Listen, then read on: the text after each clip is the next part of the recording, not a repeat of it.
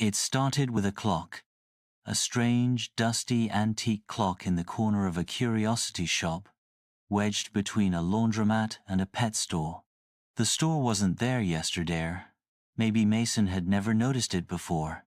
He was 16, bored, and broke, but something about that clock called to him.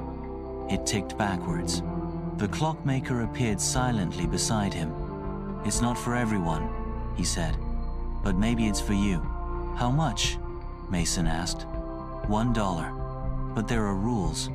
"Of course there are."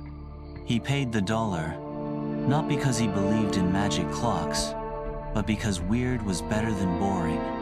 The man handed him a silver key shaped like a question mark. "Wind it once," the man said, "and time will stop. 7 minutes, no more. Then it resets until it chooses to work again." "Wait, it chooses?" But the man had already vanished behind a curtain. Mason didn't expect much. But that night, out of boredom or curiosity, he wound the clock. Tick. Time froze.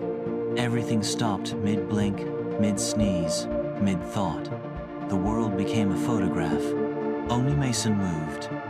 He ran outside. Cars hovered inches off the ground. Leaves hung mid-fall. The world was silent-eerily peaceful. He sprinted through town, laughing like a madman. He took silly selfies with frozen strangers, including the police chief. He moved a lawn gnome onto someone's roof, put donuts on the police chief's antenna. But after 6 minutes and 59 seconds, the world snapped back with a hiccup. Over the next few days, Mason tried to use the clock again. Nothing happened.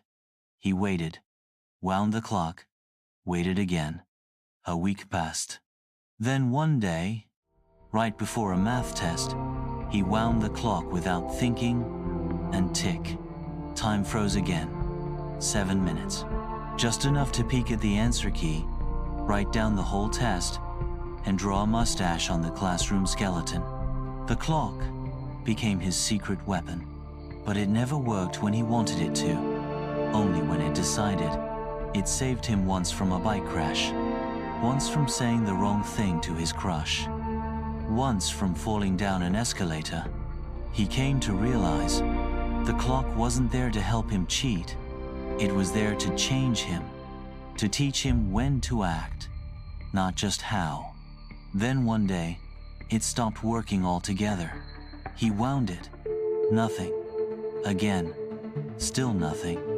He ran back to the curiosity shop, but it was gone. Just a blank brick wall between a pet store and a laundromat. Mason stood there, holding the clock, watching the second hand tick backward, but only inside its tiny glass world.